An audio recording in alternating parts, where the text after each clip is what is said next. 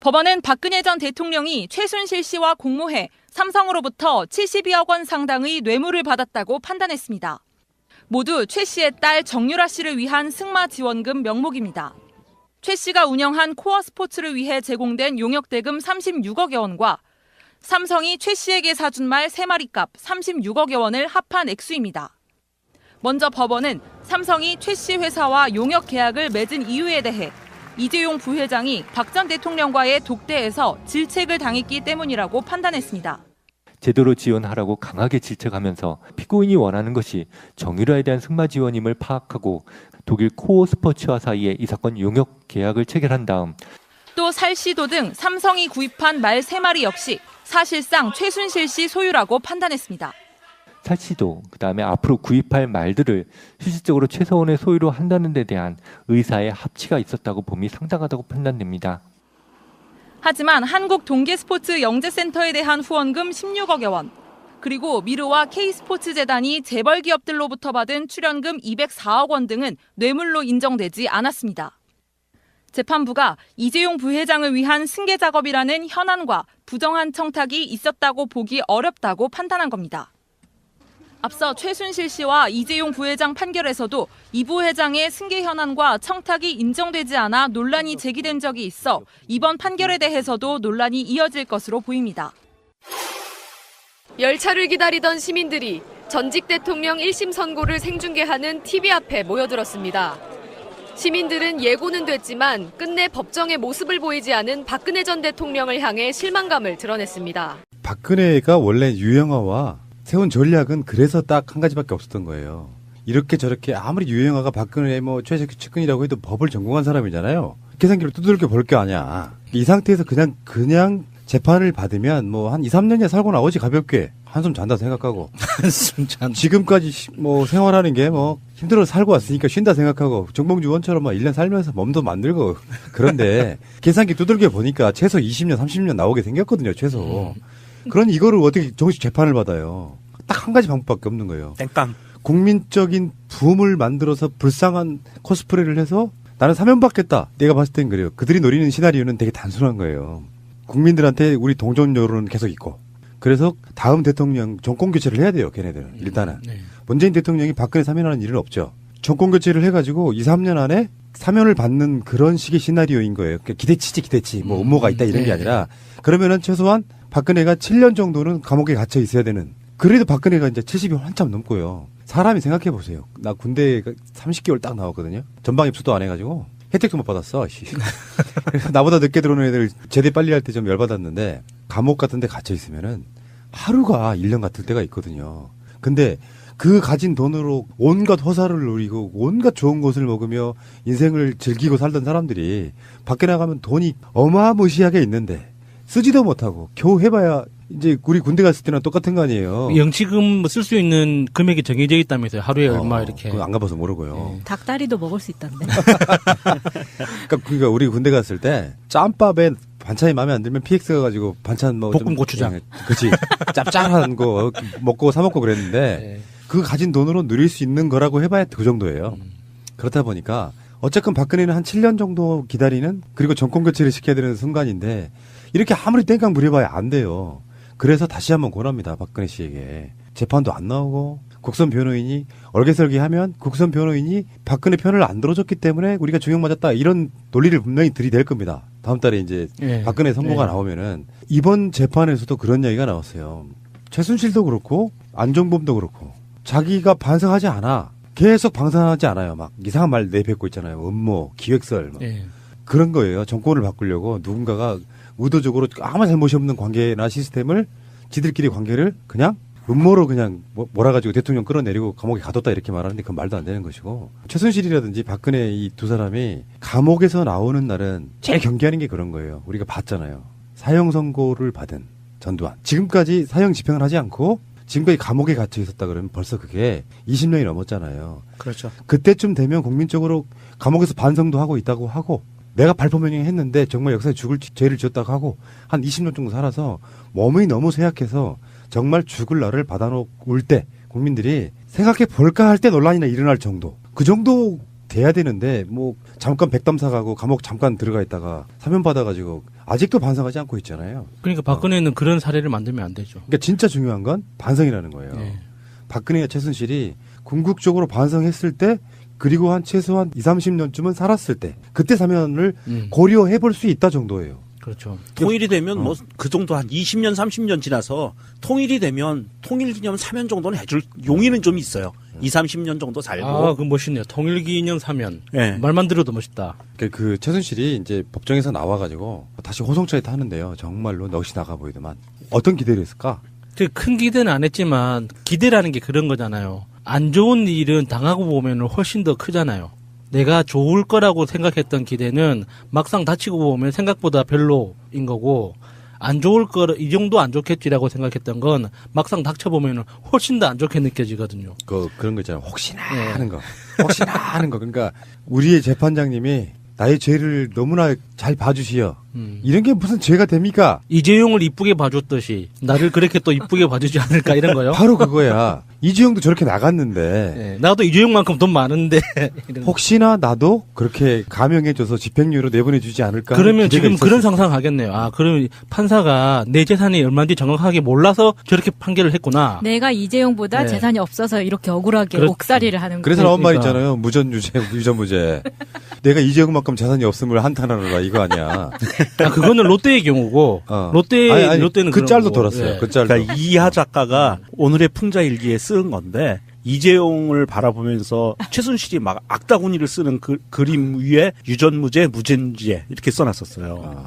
최순실도 그렇고 신격호까지는 무전.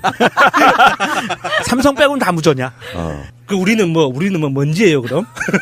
그 재판을 받아본 분들의 경험담을 들어보면은 그래요. 재판정에서 선고 공판이 내릴 때 판사가 선고에 대한 이유를 이렇게 쫙 낭독을 하잖아요. 이번에 2시간이 넘게 걸렸잖아요. 2시간 반인가 걸렸어요. 최순실 선고 공판이. 그러니까 처음에 최순실의 죄에 대해서 쭉 이야기하고, 예, 쫙 얘기하죠. 그다음에 뭐 법리를. 그다음에 안종범 이야기하고, 예. 다음에 신동빈 이야기하고, 예. 그리고 최종 판결을 내리는데 2시간 반 정도 걸렸어요. 예, 그 정도 걸렸는데 자기가 판사가 선고를 내리게 된 법리에 대한 논리적인 것을 앞에 설명을 하거든요. 그러면 거기에서 감을 잡을 수 있는 거예요. 그런데 피고인으로 재판을 받을 때 선고 공판을 하는 데는 1분 1초 판사가 이야기하는 거에 피가 마른답니다. 그렇겠지.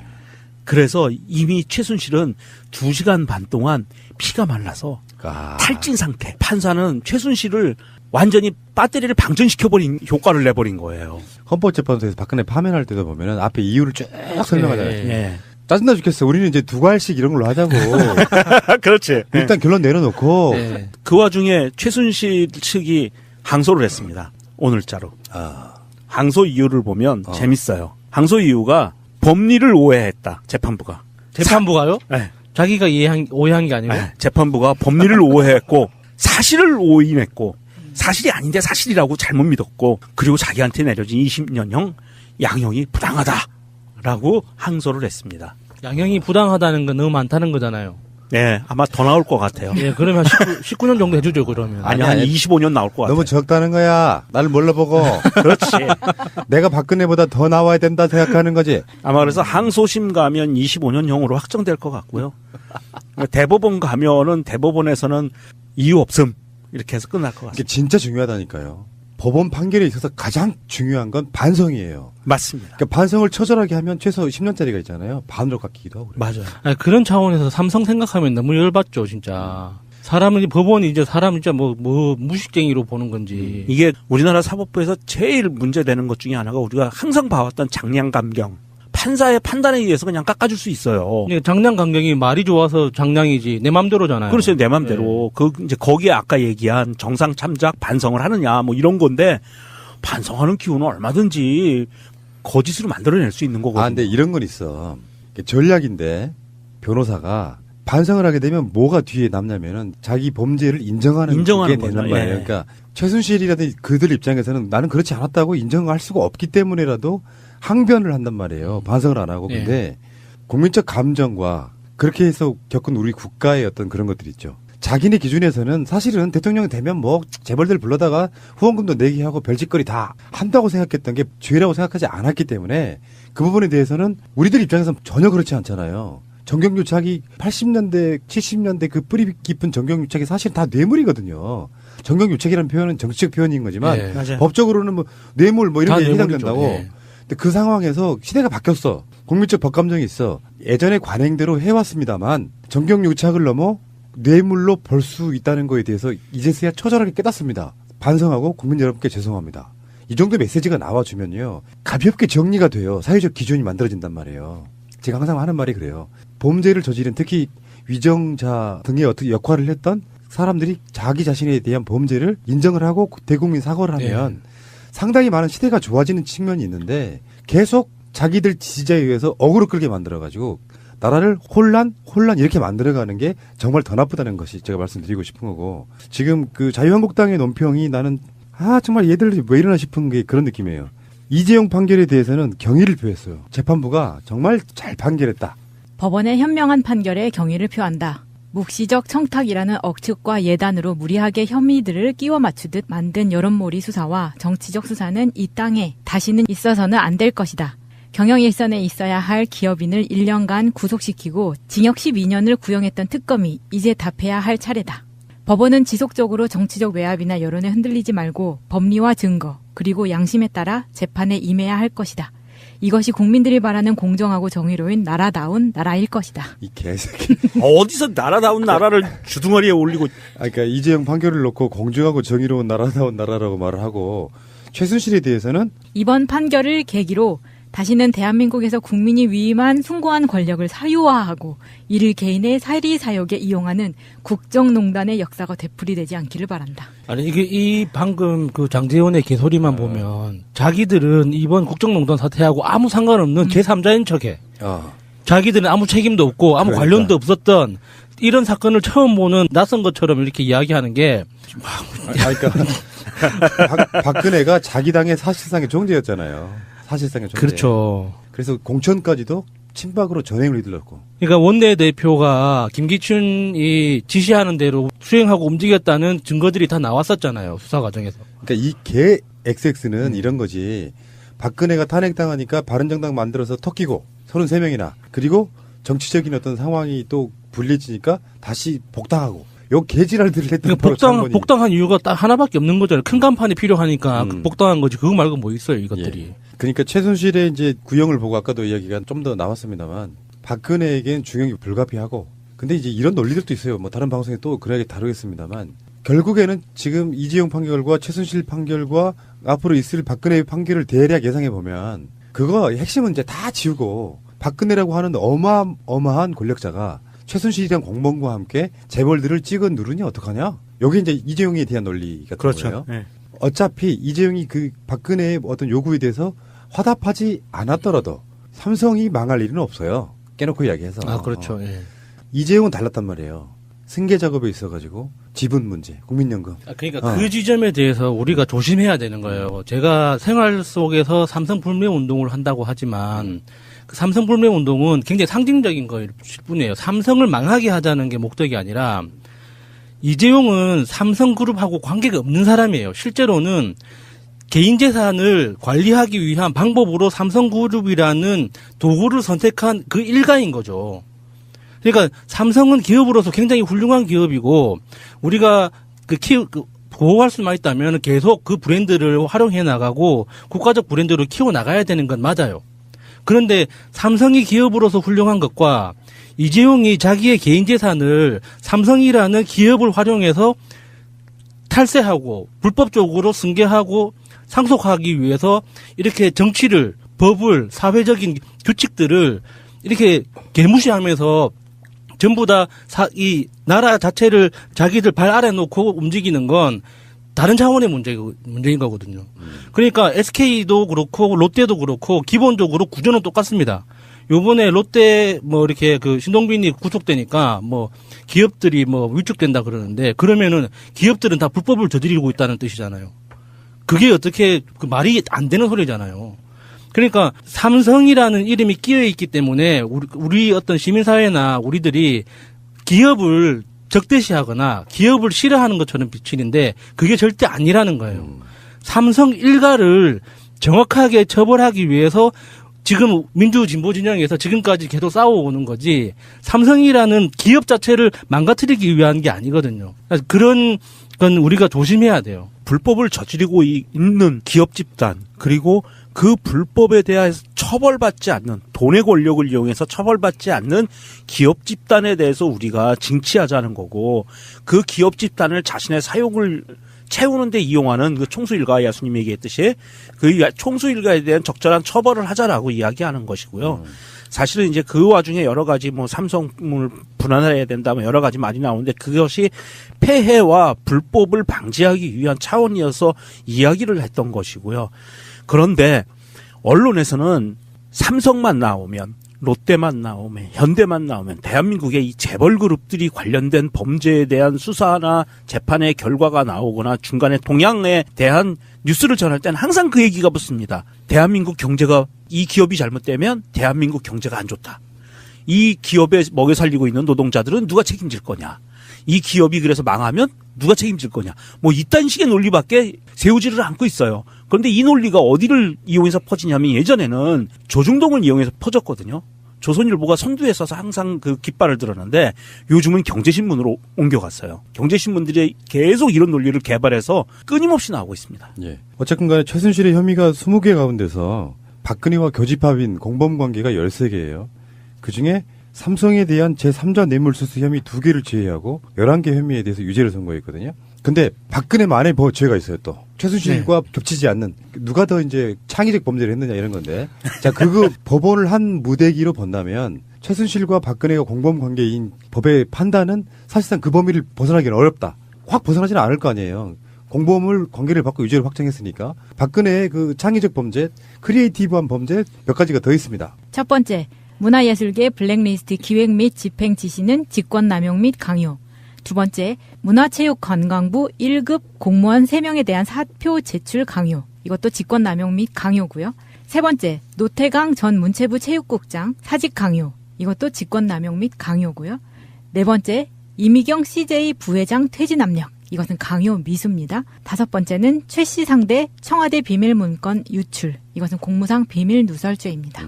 우리가 대충 때려도 사실상 최순실은 지금 23년 맞은 거거든요. 다른 혐의에 있어 유죄를 받은 게 있으니까. 네. 예, 그렇죠. 합쳐가지고 박근혜는 지금 최순실 20 플러스 이렇게 합쳐지고 책임 있는 자리에 있는 자이기 때문에 훨씬 더 중형이 나올 거라고 보면 최소 25년에서 그 이상. 최대 50년이라고 들었어요. 네. 예. 그러니까 법률에는 30년까지 돼 있고요. 징역형이 예. 30년까지 돼 있고 50년까지 가중 처벌할 수 있다라고 돼 있고요. 그리고 그거보다 무서운 게 무기징역 그리고 사형이에요. 어느 시점까지 저렇게 빡빡 나는 잘못이 없어를 우기다가 어느 시점에서 진정한 참회의 눈물을 흘릴지도 한번 지켜봐야겠습니다. 박근혜 씨가 만약에 법정 최고형을 받는다. 뭐 제 생각대로 무기징역을 받았다. 그러면 그 다음에 또 재판이 또 있잖아요. 이번 사건 말고 또 추가된 혐의가 또 하나 있어서 재판이 열릴 거거든요. 국정원 특활비 유용 문제. 아, 그러네. 그거 또 남았어요, 재판이. 아이고. 그러면 거기에 또 무기징역 더하기 몇 년이 돼버린단 말입니다. 박근혜의 범죄 개수가 한 100개쯤 되면 대략 이명박의 범죄 개수는 대략 세어보니까 한 500개쯤 되더만요. 어마어마하게 나쁜 놈이었던 게 드러나고 짧게 제가 이런 말씀 하나 드리고 싶어요. 박근혜 씨가 대선 주자로 나왔을 때 제가 트위터 등을 통해서 했던 말이에요. 내가 박근혜라면 아버지의 죄, 아버지가 국민들께 행했던 여러 가지 민주주의를 말살하는 죄들 있잖아요. 그것을 대신 사죄하면서 인혁당 사건 같은 경우 있잖아요. 예. 그런 사건들을 통해서 돌아가신 분도 많고 정치권에 나왔으면 자기 자신의 무리들, 유신, 보수 수구정당 이런 무리들을 위해서 싸우는 게 아니라 힘약한 국민들을 위해서 싸우는 박정희 왕조의 박근혜 공주가 됐다면 굉장히 오랜 시간 동안 추앙받았을 건데 라는 생각을 이야기를 해본 적이 있는데 타고난 피가 어디 가겠습니까? 결국에는 그렇게 망하는 거고요. 온갖 좋은 것을 먹으며 인생을 즐기고 살던 사람들이 밖에 나가면 돈이 어마무시하게 있는데 쓰지도 못하고 겨우 해봐야 이제 우리 군대 갔을 때랑 똑같은 거 아니에요. 영치금 쓸 수 있는 금액이 정해져 있다면서요. 하루에 얼마 이렇게. 그거 안 가봐서 모르고요. 닭다리도 먹을 수 있던데. 그러니까 우리 군대 갔을 때 짬밥에 반찬이 마음에 안 들면 PX 가가지고 반찬 뭐 볶음 고추장. 그렇지. 짭짤한 거 먹고 사 먹고 그랬는데 그 가진 돈으로 누릴 수 있는 거라고 해봐야 그 정도예요. 그렇다 보니까 어쨌건 박근혜는 한 7년 정도 기다리는 그리고 정권 교체를 시켜야 되는 순간인데 이렇게 아무리 땡깡 부려봐야 안 돼요. 그래서 다시 한번 권합니다. 박근혜 씨에게. 재판도 안 나오고 국선 변호인이 얼개설기하면 국선 변호인이 박근혜 편을 안 들어줬기 때문에 우리가 중형 맞았다 이런 논리를 분명히 들이댈 겁니다. 다음 달에 이제 예. 박근혜 선고가 예. 나오면은 이번 재판에서도 그런 이야기가 나왔어요. 최순실도 그렇고 안종범도 그렇고 자기가 반성하지 않아. 계속 방송하지 않아요. 막 이상한 말 내뱉고 있잖아요. 음모, 기획설 막. 예. 그런 거예요. 정권을 바꾸려고 누군가가 의도적으로 아무 잘못이 없는 관계나 시스템을 지들끼리 관계를 그냥 음모로 그냥 몰아가지고 대통령 끌어내리고 감옥에 가뒀다 이렇게 말하는데 그건 말도 안 되는 것이고 최순실이라든지 박근혜 이 두 사람이 감옥에서 나오는 날은 제일 경계하는 게 그런 거예요. 우리가 봤잖아요. 사형 선고를 받은 전두환. 지금까지 사형 집행을 하지 않고 지금까지 감옥에 갇혀 있었다 그러면 벌써 그게 20년이 넘었잖아요. 그렇죠. 그때쯤 되면 국민적으로 감옥에서 반성도 하고 있다고 하고 내가 발포명령했는데 정말 역사에 죽을 죄를 지었다고 하고 한 20년 정도 살아서 몸이 너무 쇠약해서 정말 죽을 날을 받아놓을 때 국민들이 생각해 볼까 할 때 논란이나 일어날 정도 그 정도 돼야 되는데 뭐 잠깐 백담 사가고 감옥 잠깐 들어가 있다가 사면 받아가지고 아직도 반성하지 않고 있잖아요. 그러니까 박근혜는 그런 사례를 만들면 안 되죠. 그러니까 진짜 중요한 건 반성이라는 거예요. 예. 박근혜와 최순실이 궁극적으로 반성했을 때 그리고 한 최소한 20, 30년쯤은 살았을 때 그때 사면을 고려해 볼 수 있다 정도예요. 그렇죠. 통일이 되면 뭐 그 정도 한 20년, 30년 지나서 통일이 되면 통일기념 사면 정도는 해줄 용의는 좀 있어요. 20, 30년 정도 살고. 아, 그 멋있네요. 통일기념 사면. 예. 말만 들어도 멋있다. 그 최순실이 이제 법정에서 나와가지고 다시 호송차에 타는데요. 정말로 넋이 나가 보이더만. 어떤 기대를 했을까? 큰 기대는 안 했지만 기대라는 게 그런 거잖아요. 안 좋은 일은 당하고 보면 훨씬 더 크잖아요. 내가 좋을 거라고 생각했던 기대는 막상 다치고 보면 생각보다 별로인 거고 안 좋을 거 이 정도 안 좋겠지라고 생각했던 건 막상 닥쳐보면 훨씬 더 안 좋게 느껴지거든요. 그런 거 있잖아요. 혹시나 네. 하는 거. 혹시나 하는 거. 그러니까 우리의 재판장님이 나의 죄를 너무나 잘 봐주시어. 이런 게 무슨 죄가 됩니까? 이재용을 이쁘게 봐줬듯이 나를 그렇게 또 이쁘게 봐주지 않을까 이런 거요. 바로 그거야. 이재용도 저렇게 나갔는데 네, 나도 이재용만큼 돈 많은데 이런 거. 혹시나 나도 그렇게 감형해줘서 집행유예로 내보내주지 않을까? 그러면 기대가 지금 있었을 그런 상상하겠네요. 아, 그러면 판사가 내 재산이 얼마인지 정확하게 그러면 뭐가 뒤에 남냐면은 자기 범죄를 인정하는 인정하는 게 되는 거죠. 말이에요. 예. 그러니까 최순실이라든지 그들 입장에서는 나는 그렇지 않았다고 인정할 수가 없기 때문에라도 항변을 한단 말이에요. 반성을 안 하고. 예. 근데 국민적 감정과 그렇게 해서 겪은 우리 국가의 어떤 그런 것들이 있죠. 자기네 기준에서는 사실은 대통령이 되면 뭐 재벌들 불러다가 후원금도 내게 하고 별짓거리 다 한다고 생각했던 게 죄라고 생각하지 않았기 때문에 그 부분에 대해서는 우리들 입장에서는 전혀 그렇지 않잖아요. 정경유착이 80년대, 70년대 그 뿌리 깊은 정경유착이 사실 다 뇌물이거든요. 정경유착이라는 표현은 정치적 표현인 거지만 예. 맞아요. 법적으로는 뭐 뇌물 뭐 이런 다 게 뇌물이죠. 해당된다고. 예. 근데 그 상황에서 시대가 바뀌었어. 국민적 법감정이 있어. 예전의 관행대로 해왔습니다만 정경유착을 넘어 뇌물로 벌 수 있다는 거에 대해서 이제서야 처절하게 깨닫습니다. 반성하고 국민 여러분께 죄송합니다. 이 정도 메시지가 나와주면요. 가볍게 정리가 돼요. 사회적 기준이 만들어진단 말이에요. 제가 항상 하는 말이 그래요. 범죄를 저지른 특히 위정자 등의 어떻게 역할을 했던 사람들이 자기 자신에 대한 범죄를 인정을 하고 대국민 사과를 하면 상당히 많은 시대가 좋아지는 측면이 있는데 계속 자기들 지지자에 의해서 어그로 끌게 만들어가지고 나라를 혼란 이렇게 만들어가는 게 정말 더 나쁘다는 것이 제가 말씀드리고 싶은 거고 지금 그 자유한국당의 논평이 나는 정말 얘들 왜 이러나 싶은 게 그런 느낌이에요. 이재용 판결에 대해서는 경의를 표했어요. 재판부가 정말 잘 판결했다. 법원의 현명한 판결에 경의를 표한다. 묵시적 청탁이라는 억측과 예단으로 무리하게 혐의들을 끼워 맞추듯 만든 여론몰이 수사와 정치적 수사는 이 땅에 다시는 있어서는 안 될 것이다. 경영 일선에 있어야 할 기업인을 1년간 구속시키고 징역 12년을 구형했던 특검이 이제 답해야 할 차례다. 법원은 지속적으로 정치적 외압이나 여론에 흔들리지 말고 법리와 증거 그리고 양심에 따라 재판에 임해야 할 것이다.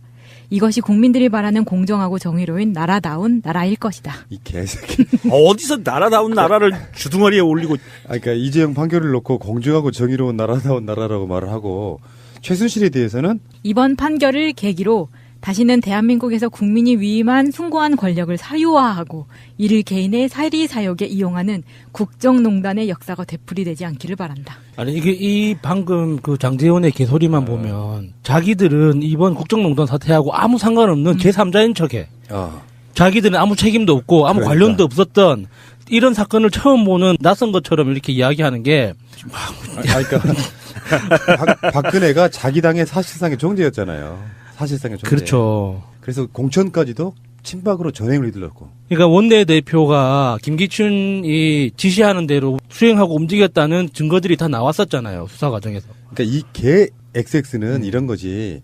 박근혜가 탄핵당하니까 바른정당 만들어서 턱끼고 33명이나 그리고 정치적인 어떤 상황이 또 불리해지니까 다시 복당하고 요 개지랄들을 했던 그러니까 복당한 이유가 딱 하나밖에 없는 거잖아요. 큰 간판이 필요하니까 복당한 거지. 그거 말고 뭐 있어요, 이것들이. 예. 그러니까 최순실의 이제 구형을 보고 아까도 이야기가 좀 더 나왔습니다만 박근혜에겐 중형이 불가피하고 근데 이제 이런 논리들도 있어요. 뭐 다른 방송에 또 그래야 다루겠습니다만 결국에는 지금 이재용 판결과 최순실 판결과 앞으로 있을 박근혜의 판결을 대략 예상해 보면 그거 핵심은 이제 다 지우고 박근혜라고 하는 어마어마한 권력자가 최순실이란 공범과 함께 재벌들을 찍어 누르니 어떡하냐? 여기 이제 이재용에 대한 논리 같은 그렇죠. 거예요. 네. 어차피 이재용이 그 박근혜의 어떤 요구에 대해서 화답하지 않았더라도 삼성이 망할 일은 없어요. 깨놓고 이야기해서. 아, 그렇죠. 예. 이재용은 달랐단 말이에요. 승계 작업에 있어가지고 지분 문제, 국민연금. 그러니까 그 지점에 대해서 우리가 조심해야 되는 거예요. 제가 생활 속에서 삼성 불매 운동을 한다고 하지만 그 삼성 불매 운동은 굉장히 상징적인 거일 뿐이에요. 삼성을 망하게 하자는 게 목적이 아니라 이재용은 삼성그룹하고 관계가 없는 사람이에요. 실제로는 개인 재산을 관리하기 위한 방법으로 삼성그룹이라는 도구를 선택한 그 일가인 거죠.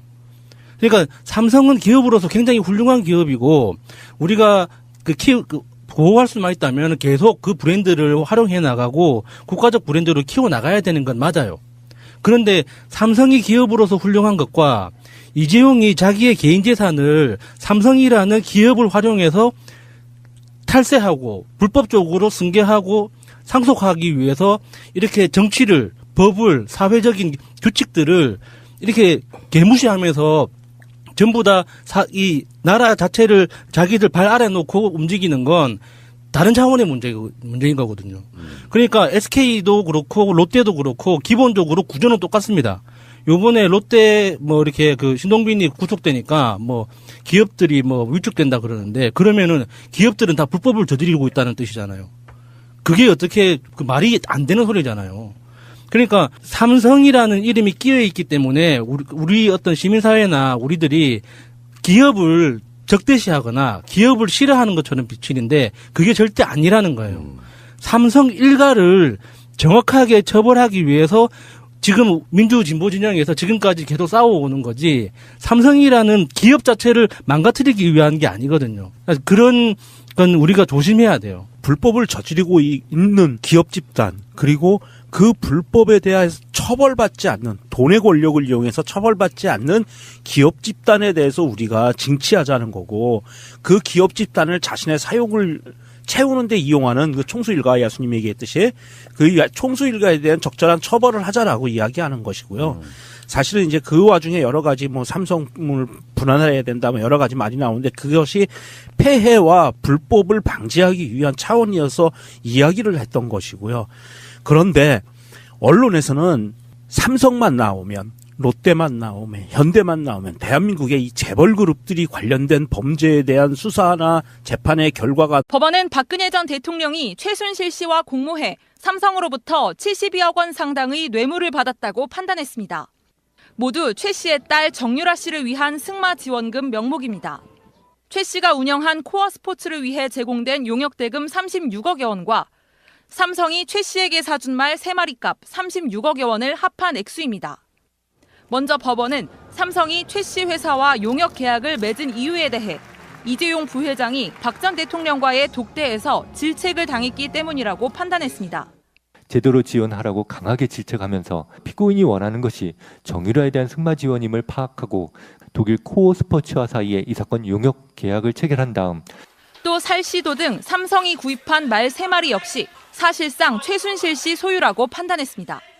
살시도 그다음에 앞으로 구입할 말들을 실질적으로 최서원의 소유로 한다는 데 대한 의사의 합치가 있었다고 봄이 상당하다고 판단됩니다.